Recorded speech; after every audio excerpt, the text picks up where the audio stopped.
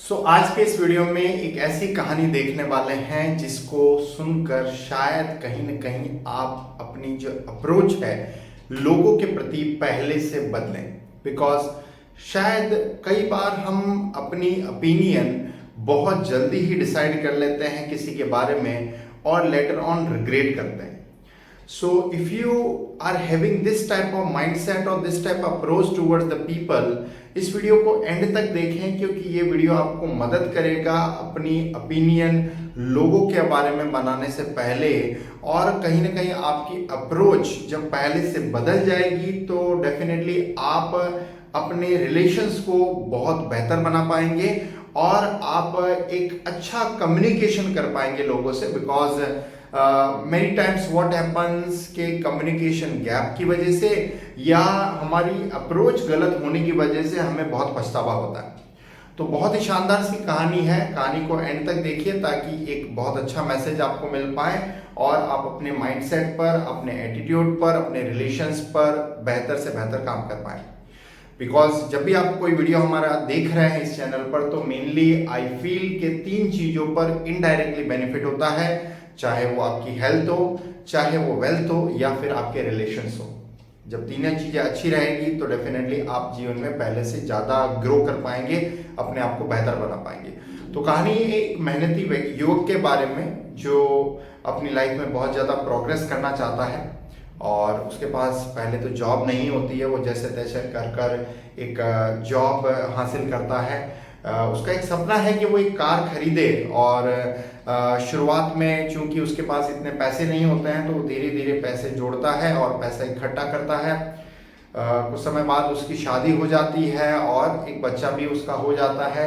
जिंदगी अच्छी चल रही होती है लेकिन मन में फिर भी उसके ये सपना होता है क्योंकि उसको एक कार चाहिए होती है और जो उसकी ड्रीम कार होती है जो उसके पास नहीं होती है तो वो थोड़ा सा उसके लिए कहीं ना कहीं रिग्रेट कर रहा होता है। जैसे जैसे उसकी सैलरी आगे बढ़ती है, सेविंग उसकी बढ़ने लगती है और जब उसकी सेविंग बढ़ती है तो वो एक समय बाद अपनी खुद की कार खरीद लेता है। उसकी कार खरीदने के बाद वो काफ़ी खुश होता है, अपनी फैमिली के साथ उस कार में हर जगह वो घूमता है और कहीं ना कहीं वो पहले से संतुष्टि भरा जीवन जीने लगता है क्योंकि पहले शुरुआत में उसके पास कुछ नहीं था। Now he has his own family, he has a 5 years child, he has a wife, he has a car and life is smoothly moving forward. एक दिन संडे के दिन जब वो सुबह उठकर अपनी कार धो रहा होता है तो काफ़ी एक अच्छे मूड में होता है। कार को रगड़ रगड़ के धो रहा होता है, पूरी कार को जैसे वो चमकाने वाला है और साथ ही उसका बेटा जो है 5 वर्षीय वो भी उसकी कार धोने में मदद कर रहा होता है।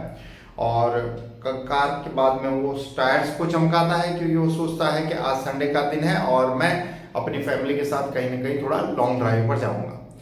तो वो जैसे ही कार धो रहा होता है तो उसकी नज़र अपने बेटे की तरफ जाती है जहां वो बेटा बोनेट पर कुछ नुकीला पदार्थ लेकर कुछ लिखने की कोशिश कर रहा होता है। जैसे ये व्यक्ति उसको देखता है तो वो बहुत गुस्सा हो जाता है, ही बिकम्स सो फ्यूरियस और वो तुरंत अपने बेटे को मारने लगता है। बिकॉज उसको अपनी कार से बहुत प्यार होता है, बहुत अटैचमेंट होता है। तो बेटे को इतना जोर से मारता है, इतना जोर से मारता है कि मारते मारते कहीं ना कहीं उस बेटे की हाथ की उंगली भी टूट जाती है और वो बहुत आंख बबला होता है। इसलिए अपने बेटे को इतना पनिशमेंट देने के बाद कहीं ना कहीं वो थोड़ा सा रिग्रेट तो फील करता ही है। लेकिन बाद में थोड़े 1-2 घंटे बाद जब वो शांत होता है, when he becomes cool down, तो वो अपनी कार के पास फिर से जाता है और वो देखता है कि वो बोनट पर कुछ खरोच खरोच के कुछ लिखा होता है। जैसे वो जो उस मैसेज को पढ़ता है तो बहुत ही सरप्राइज होता है, बहुत ही शॉक्ड होता है और वो देखता है कि उस बोनट के ऊपर लिखा हुआ था, पापा आई लव यू। जैसे वो उस मैसेज को पढ़ता है तो उसे और ज्यादा पछतावा होता है और वो फील करता है कि ये जो मैसेज लिखा गया है वो इतना पावरफुल है कि शायद वो कहीं ना कहीं जो बेटे को पनिशमेंट मिला है वो उसके लिए बिल्कुल बेकार है, बिल्कुल व्यर्थ है।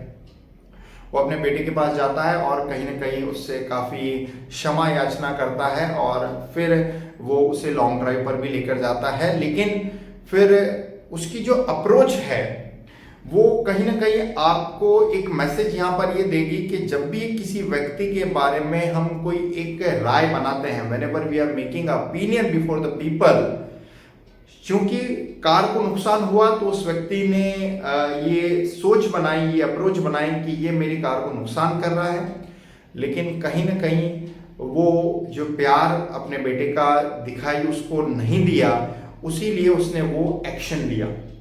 सो whenever you are taking any action, इस कहानी से एक क्लियर मैसेज, एक क्लियर अंडरस्टैंडिंग हमें ये लेनी चाहिए कि जब भी हम अपनी कोई राय बना रहे हैं, जब भी हम कोई हमारी ओपिनियन किसी के बारे में बना रहे हैं, so it is because of something.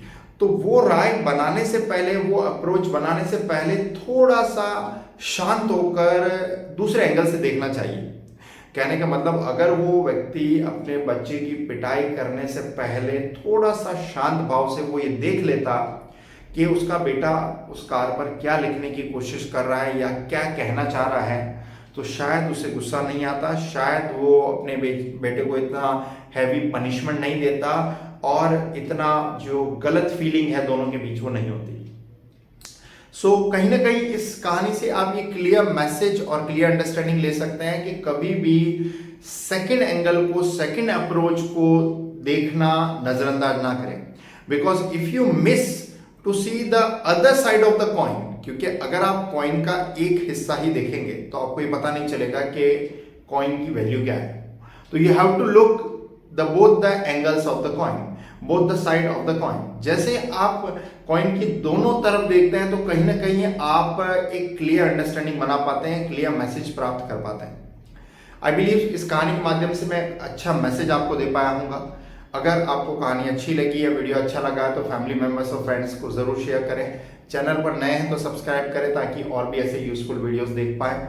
Ultimately thanks for watching.